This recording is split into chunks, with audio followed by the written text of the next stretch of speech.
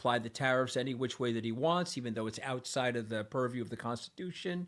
He's now going after the Iranians. We know it's illegal internationally. He can take some cover domestically, Caddy, but this is now acting like a regime. I love my country, and thankfully for right now, I still have free speech in my country. At some point, a group of people are going to get together and act as dissidents in the United States. And so, again, you talk about the midterms, maybe that'll be the action. But then again, who knows? Maybe Donald Trump will say, hey, I got to put the National Guard in every blue state, and I'm going to require voter ID from every single person in the blue states so I can suppress the blue state votes on my way into these midterms. And if you tell me that that's not on the table for Donald Trump, we're 13 months into this mental midget second term, and he's capable of doing anything. So people think that he's not capable of doing it, or people think, oh, that's ridiculous. No, it's not ridiculous. By the way, you and I said exactly this 10 days ago, that when Donald Trump takes a hit domestically or feels threatened domestically, and his powers have been curtailed by the Supreme Court recently domestically, watch for continued activity around the world. Quick couple of updates, guys. The British Prime Minister Keir Starmer says that British planes are in the sky today in the Middle East as part of coordinated regional defensive operations to protect our people, our interests, and our allies. So America's allies around the world are now having to take military action to protect themselves because of the strikes that have been launched by the Iranians and by the Israelis. This is also interesting. Reuters is saying that 2 senior Iranian officials are believed to have been killed in the attacks. The defense minister and the Revolutionary Guard's commander have been killed. Okay, before we end this, I want to put one scenario to you. Let's say, Anthony, which is what some MAGA people are saying, and it's why I think everybody's slightly holding their fire a little bit on this. Let's say they get rid of the regime. They successfully decapitate the Iranian Revolutionary Guards. They successfully decapitate the nuclear program, this time actually decapitate it, and they get rid of Ayatollah Khamenei. Let's say that happens. And a way is opened up. I think there's the chances of this, and our polling amongst you guys suggest this is also the case. I think it's not a clear possibility. But anyway, the way is wakened up for regime change in Iran, which is more Western friendly. A regime comes in that is more Western friendly. At that point, does Donald Trump look like this was the right thing to do? So do you have to depend on the outcomes? Let me take 2 more steps to that, okay? The Iran's military capability significantly degraded. Their terror networks significantly degraded. The regime is in transition by midsummer. Oil prices have stabilized. American casualties are minimal. I think that's going to be very beneficial to Donald Trump, and I think that would probably help them. Okay, yeah. So somebody's asking, well, don't you want to free Iran? Of course, I want to free Iran, and that's why I think it's worth playing out this scenario. Let me tell you something. Okay, what you learn when you go into these jobs. So you read the Presidential Daily Brief. It's not Hollywood, ladies and gentlemen. There are a 20% probability of this, a 50% probability of that, a 71% probability of this. The American intelligence agencies know some things, but they don't know everything. And one thing you and I both know, Caddy, is they don't know with certainty just about anything, right? Yeah. You know that, and I know that. And so I'm just saying, of course I want to free Iran. Of course I want this to work out. Okay, we're in it now, and so I'm praying for the best possible outcome. I'll say something to piss everybody off. I'm praying for the best possible outcome, even if it helps Donald Trump, who I can't stand as a human being. I'm praying for that best possible outcome. But, Caddy, this stuff can spin out of control, okay? It can spin out of control very, very quickly. And I just want to make sure people are aware of that. As Donald Rumsfeld once said, there are so many known unknowns and unknown unknowns. And in this case, there are a lot of things that the U.S. intelligence community isn't totally up on. Do you think the winner of the FIFA Peace Prize is going to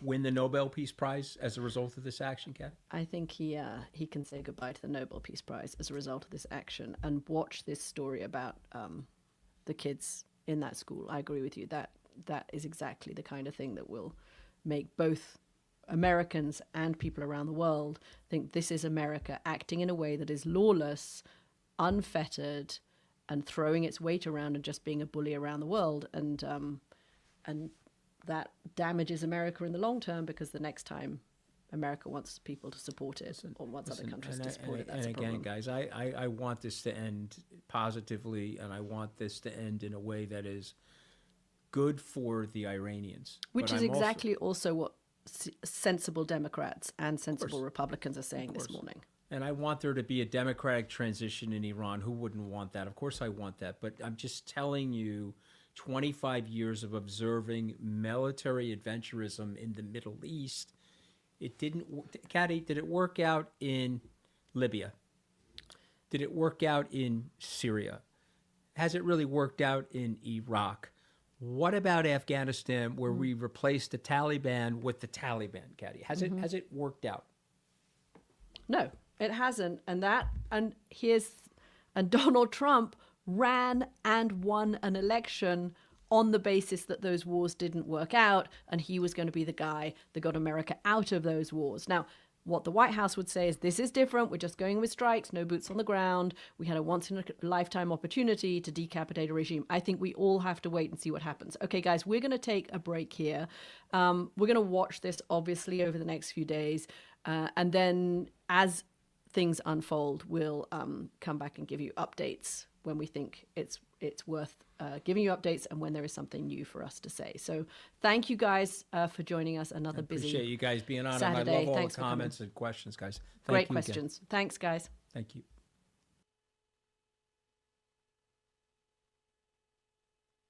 Killed at that girls' school, the number may have risen since initial reports. So, like, that's what we know about where we are on the military side of this. I'm just kind of wondering if you want to kind of pull that all together, give us a sense of where things are, respond to Sarah, and then if I can just make a comment on the girls' school issue. Again, this is part of the mentality of this part of the world, is find incidents like that and reinforce them from an asymmetric perspective in the press to just show how bad the attacking force is. Israel has suffered this over every war that they've had. Now we're beginning to suffer it. Did we hit a girls' school? I don't know, but the Iranians will take every instance of that and flash it all over the Arab media to show how bad the great Satan is. But going back to where we are right now, I think we ought to start with what the president said. His speech this morning after the war started was very combative toward the regime of Iran. He was sympathetic to the Iranian people, saying, hey, you've got a chance now. You can rise up, overthrow this oppressive regime and do great things. But that's kind of nonsensical from the standpoint of anybody that understands how regime change occurs. It just doesn't happen because you want it to. There's got to be leaders. There's got to be a force in place that counters what remains of not only the Iranian Republican Guard, but also the Baijis, which can consist of more than 500,000 armed people. Then the president prepared the U.S. for potential casualties, military casualties. And in my view, he kind of waved that off. Well, that could happen, so we ought to be prepared for this. And then the last thing he did is he framed this entire thing as morally justified, that we were going to ensure that Iran does not have nuclear weapons. There was no comment at all about Israel, I don't think. I didn't see the whole speech, but he didn't mention the partnership with Israel on this attack. I don't believe. I could be wrong.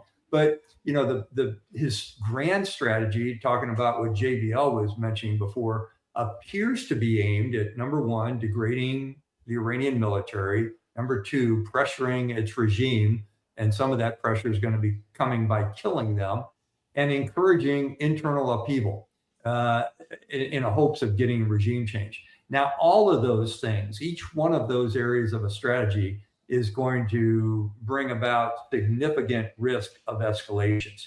And we're already seeing that with Iranian attacks within the area. And the last thing two more things. First of all, there's been a lot of comments about the size of the naval armada in the area. There is also a huge Air Force presence in the area with F-22s, jamming aircraft, refueling aircraft, command and control aircraft that have been moving to the area for a long time. So there is the potential for continuing these kinds of kinetic strikes against precise targets inside of Iran. We've also heard that the U.S. military is also using one-way drones to strike targets. The thing about that, I'll just caution from a geeky military perspective, is we are using a whole lot of ammunition on this fight, as we've done in some of the other 7 conflicts that the president has carried out. So it's continuing to deplete the capability of the military force in the U.S. to address other areas around the world. And I'll say specifically Taiwan, North Korea, even given things to Ukraine. So that size of the armada is big, but the one thing it's missing is any ground forces or any civil affairs forces. Who's going to contribute to the regime change that may happen inside of Iran? The last thing I'll say, and this is what we've kind of poked about for a while, is, again, I'm concerned about the reputation of the United States around the globe. There is no rational legal basis for this strike. President Trump can claim it's a moral issue, but it's not going to, that's the same thing that Putin claimed when he went into Ukraine, that it's a moral issue. We want to regain our territory.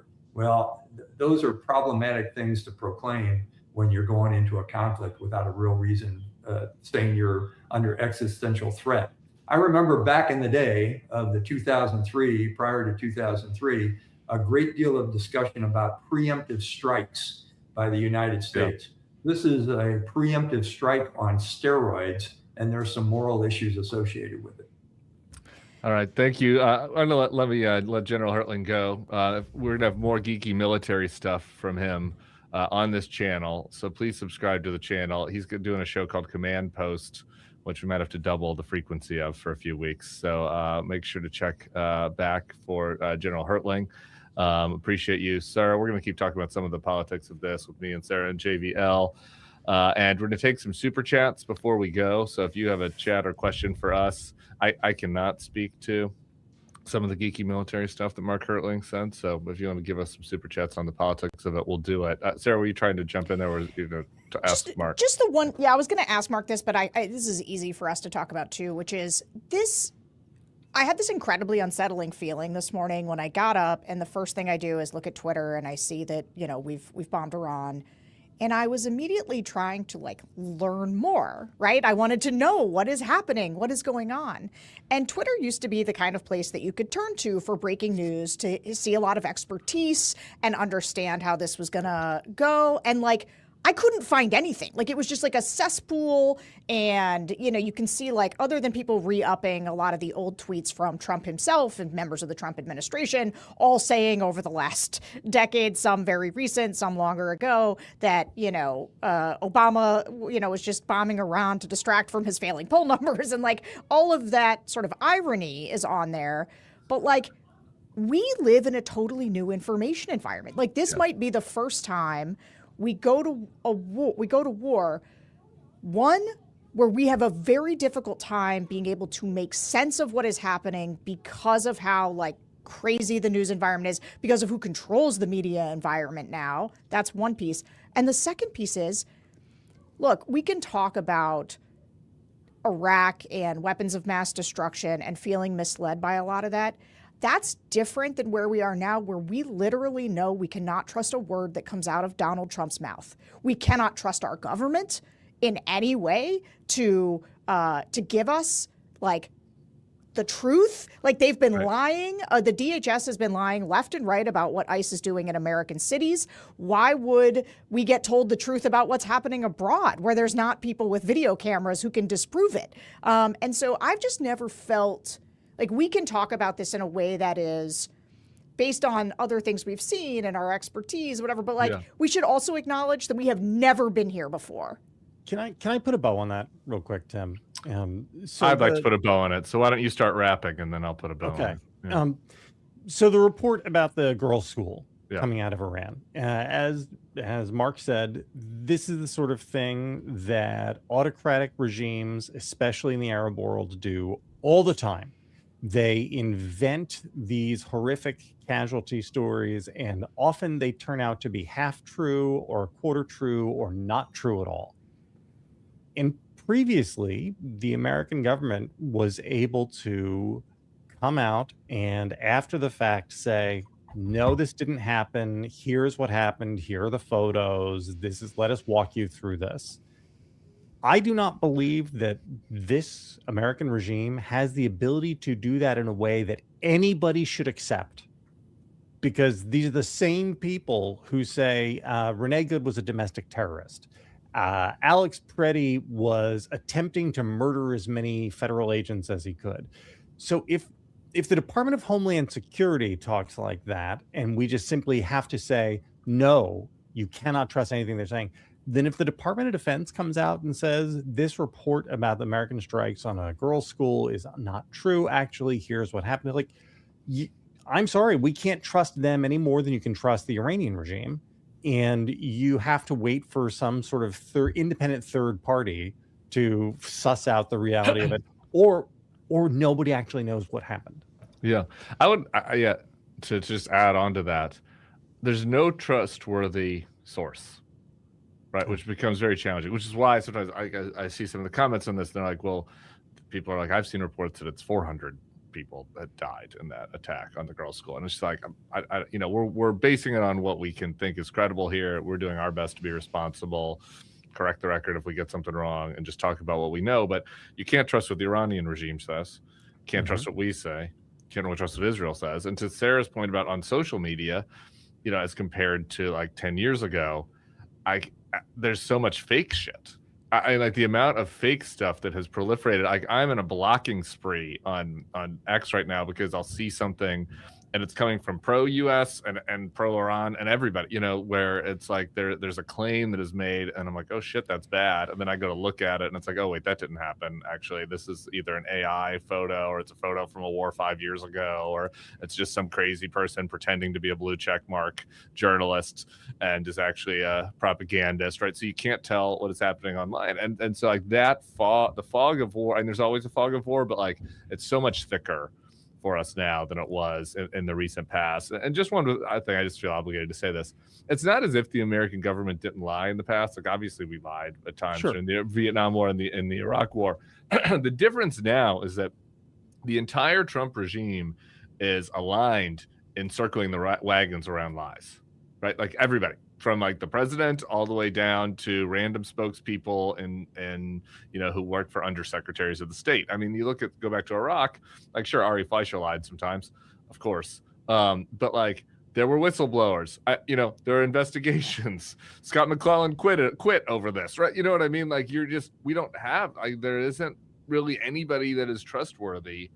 And the one other layer I'd throw onto that, which I should have mentioned at the top, is in addition to the Iranians, Israelis, and U.S. not being trustworthy and social media not being trustworthy, this is why cutting out, losing people like the Washington Post and other, actual journalists, CNN soon, who have overseas bureaus, also makes this stuff a lot harder, where it's like we can only do so much, as independent media. There's a lot of areas that we can replace the establishment media, but there's some that we can't. And, having people on the ground in Tehran is one of them.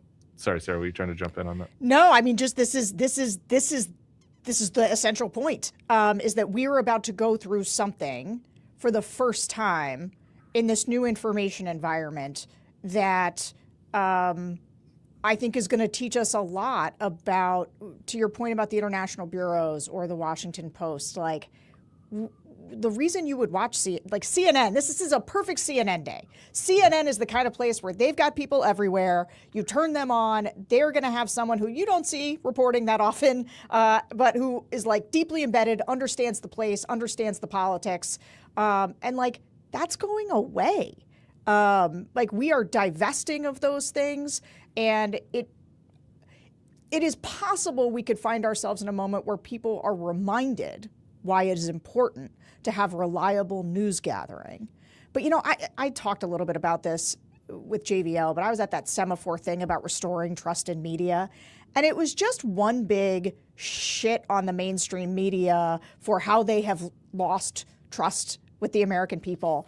And I wanted to scream for much of it to say, there has been a cottage industry for 30 years telling them that you can't trust these people, you can't trust these people, you can't trust us. And so what are we supposed to do now? Are we supposed to listen to Tucker Carlson and Candace Owens? Right. Like, is that how Megyn people Kelly. are going to... Megyn Kelly, is that how we're going to get our information?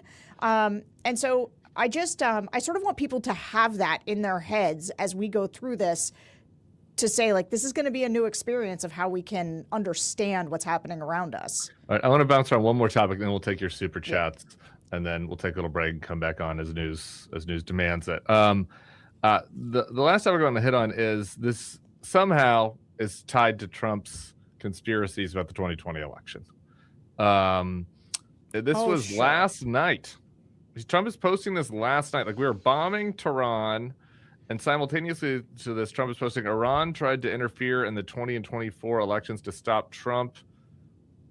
So maybe this is the rationale for war. I mean, like, honestly, maybe we have a pea-brained president who has somebody convinced, like Sidney Powell convinced him that Iran, or maybe Bibi convinced him. Maybe Like, Bibi. No, this is honestly, like, literally, maybe Bibi convinced him that Iran was part of the imaginary 2020 election fraud, and that's why with we're Maduro. Yeah, with Maduro. Maduro is another one, remember? Yeah. Maduro also. Maybe this is why we're in idiocracy. That, like, we're doing wars based on who can convince the addled president that this bad person was involved in the imaginary efforts to overturn the 2020 election.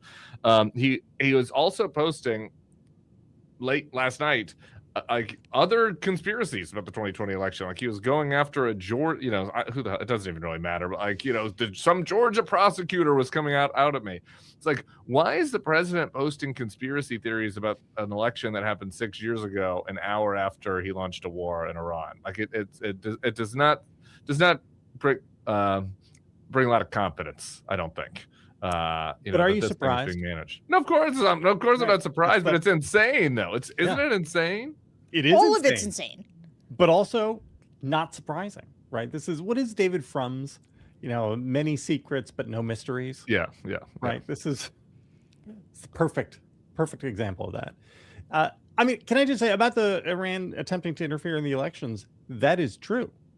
Iran did attempt to interfere in the elections to elect Donald Trump. No. The opposite. So the Iranians wanted Democrats. For clearly correct reasons.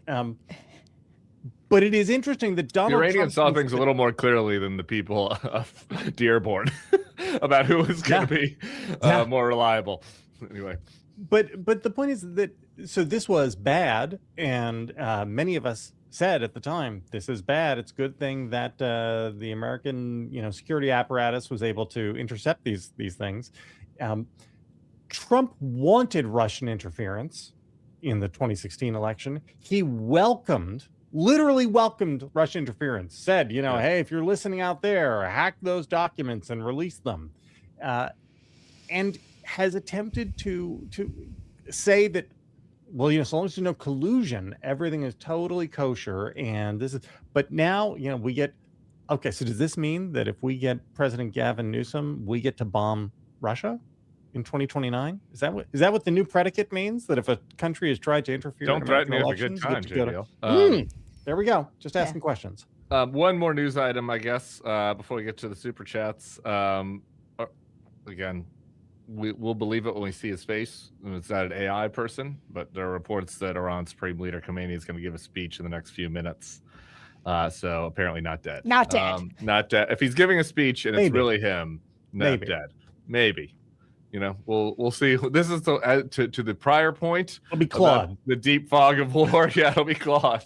Will be Claude. Actually, before we get to super chats, really quick on this. This is also, I think, relevant. The fact that, like, the I guess supposedly the person that is in charge of this war, Pete Hegseth. I mean, probably is not actually, but he is the Secretary of War, Secretary of Defense. Here was his day the last 2 days. He did a big video about how he was upset that the Boy Scouts got too gay and that the DOW was going to be taking over the Boy Scouts. This is something that he was spending time on yesterday or 2 days ago in the 48 hours before we began a regime change war in Iran.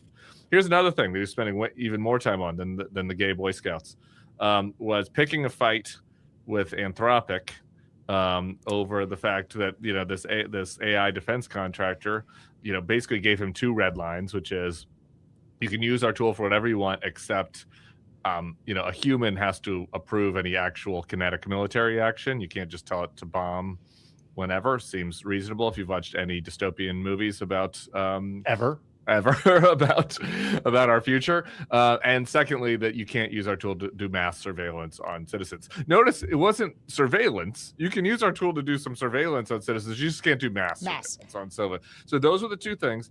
And Pete Hegseth picks this huge pissing match with him. Like, even if he had legitimate concerns, which I don't think he does, like, to the idea now that we know that pissing match, he started at 24 hours before they were going to go to war with Iran. And it's crazy that so much like mental and institutional time was spent on that.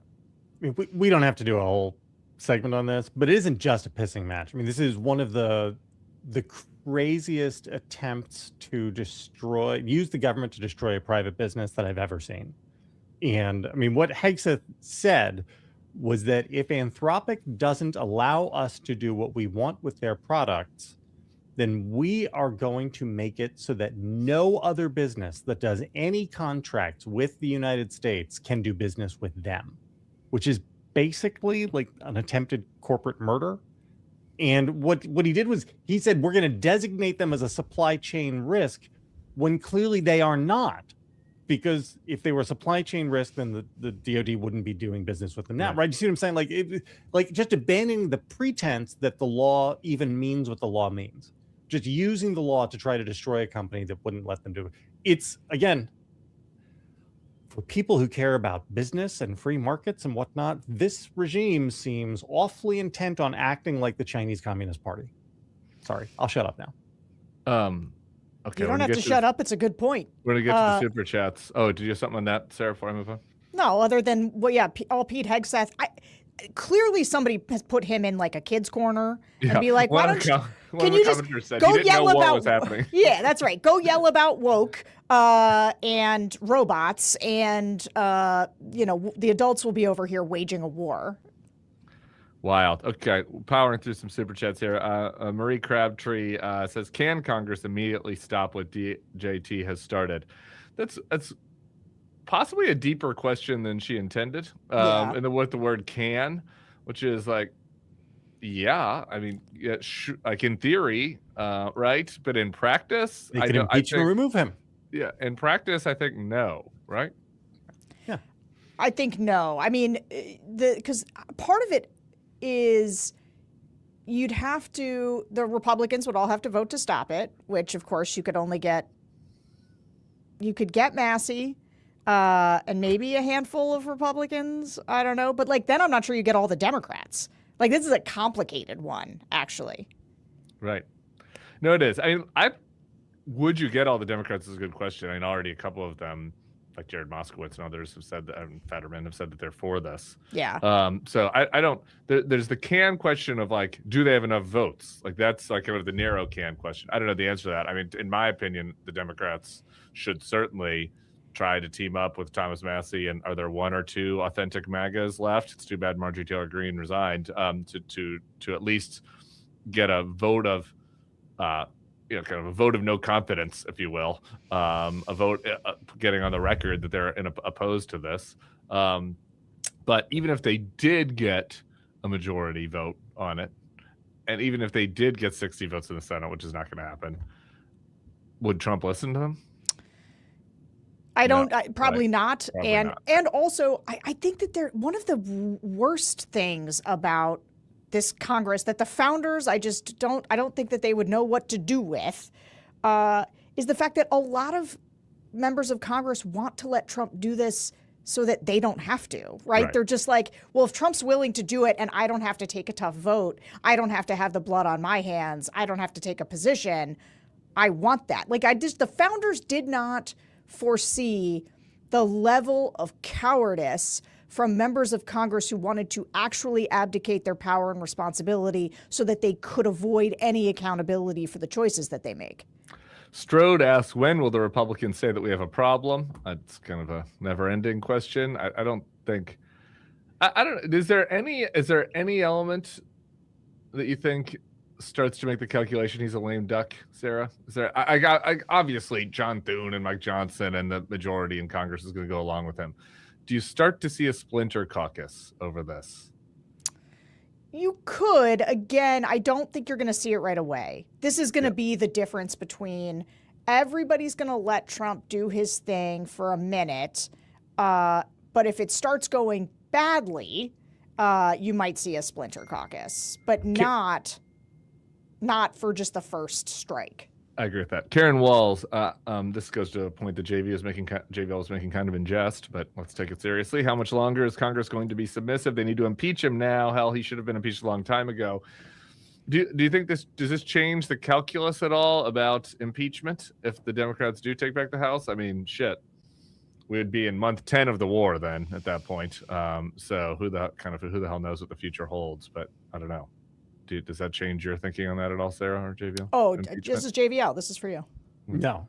I mean, no.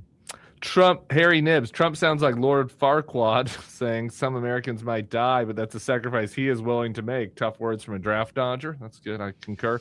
Mackie Hilden, reminder for those hoping for regime change. Trump cut USAID and VOA programs for civilian aid and outreach. This is a war, not an intervention.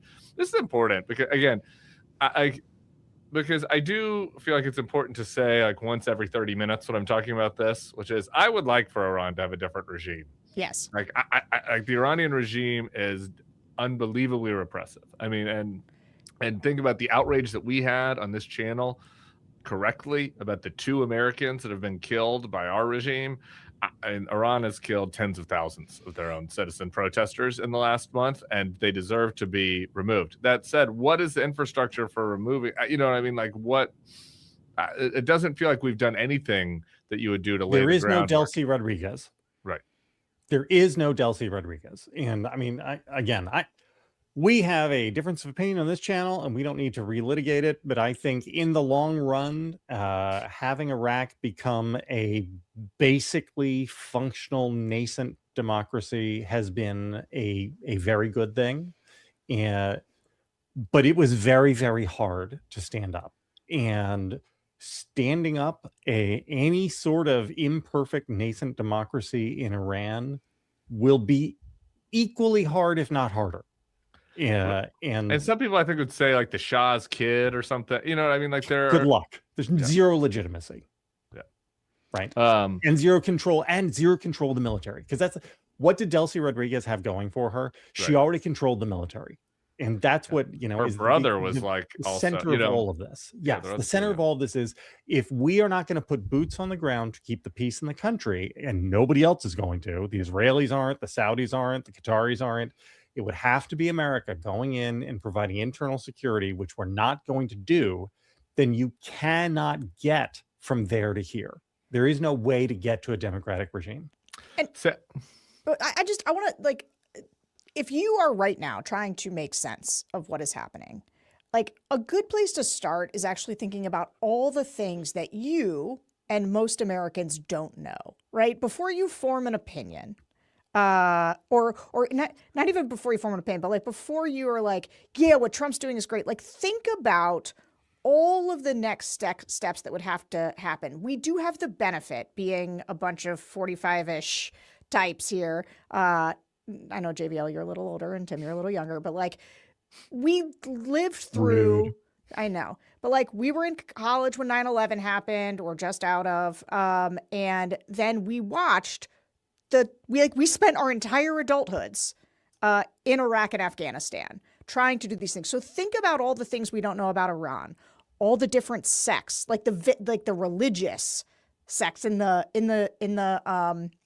in this very large country, all the political complexities. This is a place where they kill women or arrest women because they're wearing a tank top. Like, there's so much cultural and geopolitical stuff going on that if you think there's an easy way to do this or an obvious way that this goes, like, no, there's no obvious way that this goes. And so there's just like an enormous amount of unknowns. And I think we should all be like, what you want in a situation like this is to be able to trust your government has a plan, right? That they're explaining to the American people what their plan is. None of that's been done. We don't have a theory of a broader case. What is American foreign policy right now? What is our position? What are our stated goals? Top. It is the most incoherent foreign policy that we've had in ages. And we've had some pretty incoherent foreign policies. And right, so like, it's just a moment to sit there and be like, man, is there a lot that we can't see, don't know, and we are probably going to have to engage in a very complicated information environment that a lot of people are trying to influence how we are thinking about it from foreign countries. Like, they're trying to get in our brains right now to tell us how we should think about this. We need to we have to understand how unbelievably complex this is and how not up to a task like this Donald Trump is, who is doing this entirely alone and without Congress. So I disagree. Our foreign policy is actually totally coherent, and Really? it is pay Trump. If you are the leader of a foreign country, it does not matter whether you're democratically elected or authoritarian. If you pay tribute to Trump, then American foreign policy is friendly toward you. And if you don't, then you are at some risk. Is that true? I mean, though, it JVL? literally is that true. But is that true? Because now it sort of makes sense in retrospect why Qatar's trying to give him a plane, why lots of these different countries. Yes. So, but like, are all of them is what he's doing right now acting in all of the interests of people who have tried to pay him off, or has everybody tried to pay him off and he's choosing a side? Yeah, we've talked about a lot of Israel. It seems like the Arab states have a pretty big interest here as well. I mean, General Hertling mentioned the statement Saudi put out. I don't like. Look, They don't like Iran. Iran is dangerous. Yeah, right. to Saudi. Obviously, yeah, obviously. Right. And so I know we kind of cuts. Well, you could imagine the Arab states like wanting a stable peace over wanting to overturn Iran, but it seems like not actually. And simultaneously, and this was a sub story in the Paramount takeover of WBD, but like, their debt is being financed by the Qataris, UAE, and Saudi for that deal, right? And Bibi said explicitly, he said this is not a conspiracy theory. He said that he sees the Ellison takeover of TikTok as important because they're going to use it as a weapon in the information space. Like, he said that. So I do think that the motivations on that side, JVL, are I take your point, are easy to see. I guess I just mean that, like, there's no ideological consistency or coherence. No. Right. Which is, I guess, but it's just That's gangsterism. right. That's right. It's pure gangsterism is what it is. Okay. Back to the super chats. We got excited on that last topic. Sassy as Dragon. Will the Board of Peace elect a new chairman? No, They can't. No, they can't. The only way that position can be vacated is death. he has to Chairman for I believe die. that's in the Constitution. The isn't it? FIFA Peace Prize. The FIFA Peace Prize, yeah. No, he gets to keep that. The Mackie Hilden, this one's for you, Sarah. You said earlier that only Trump is responsible, but shouldn't we blame the GOP and all of MAGA? Yes, of course, we should blame them for the fact that they are taking no responsibility. I guess what I mean is that Trump wants to go this alone, and Congress is going to let him. And this is always like, the blame for Congress is on the fact that they refuse to do their job. They refuse to engage in their constitutional duty. They are not acting as a check on this president. And so, like, we can absolutely blame them for that. My point is that Trump is doing this without Congress, doing it without the support of a lot of Americans, is doing it. This is not his mandate. He ran on the opposite of this foreign policy. And so whatever happens now will be on Trump almost exclusively in terms of waging this war. I'm going to go rapid fire and just through some of Sorry. these comments. No, you're good. Sydney, Says, I think the lack of trust adds fuel to the conspiracy fire across the political spectrum. Totally agree. Yes. It's a big problem we're going to have to deal with. Let's see. We've got a girl online who's 25-year-old in the UK. The perception I had of U.S. growing up is completely shattered, as has my peers. End of U.S. cultural hegemony is over. The era is over. This is Hertling was talking about this. Yeah, totally right. I mean, we do have our new allies now in Qatar, UAE, and Saudi, so maybe they have a more positive view of us, and El Salvador.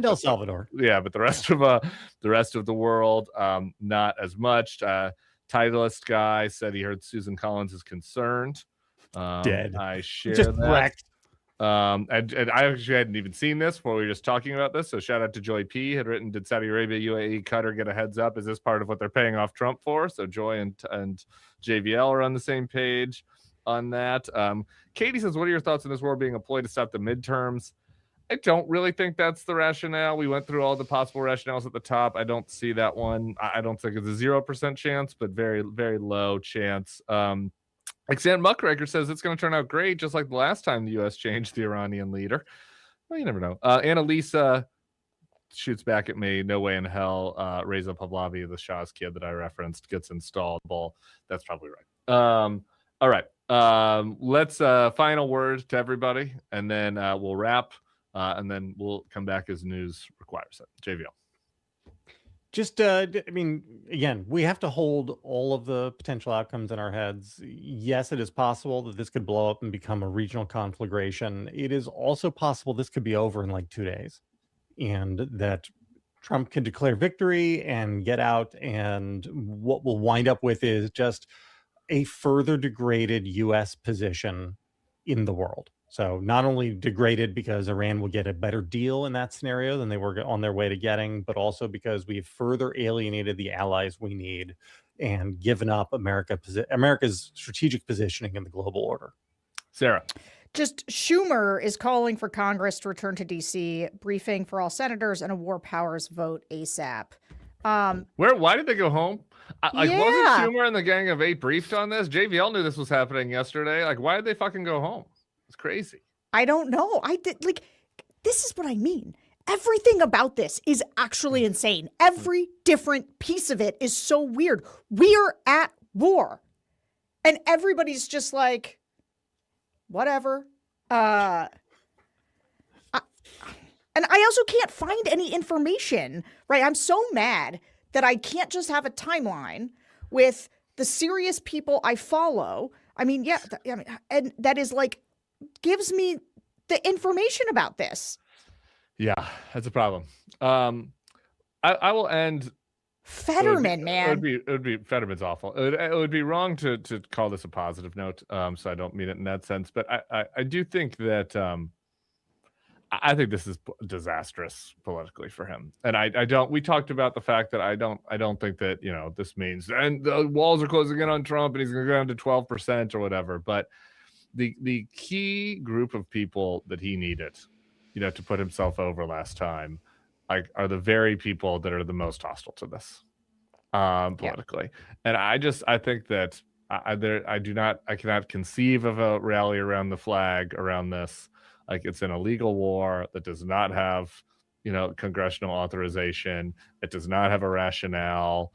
Like, it does not have a key base of support besides Trump cultists. I think you see Monday, the types of alternative media folks that were Trump friendly are going to be overwhelmingly filleting this next week. And I think he's in a bubble, and I think that he might not realize how bad this is for him politically. To your point, JVL, I think that could be mitigated if this really is a 2-day thing and a taco. But even still, I think it's just a range of scale of being politically bad for being like slightly politically bad and solidifying his opposition to very politically bad. Fingers crossed. JVL, let me offer a potential spin. Sarah, do you want a final word? Then we're I'm going to lower grocery prices. I am not going to get us into any stupid foreign wars. Is there a thing? I'm going to release the update. Like, is there a thing that he promised that he's not doing the exact opposite of? Mass deportations now. That's I guess true. would be the one That's thing. true. That's true. So if you were a mass deportations now voter, you're happy. Okay, we're going to come back. We'll be back later. General Hertling, keep an eye. He'll be giving updates on the military side. His feed is command posts. You can check that out in the YouTube, different playlists, and get him. And as news requires it.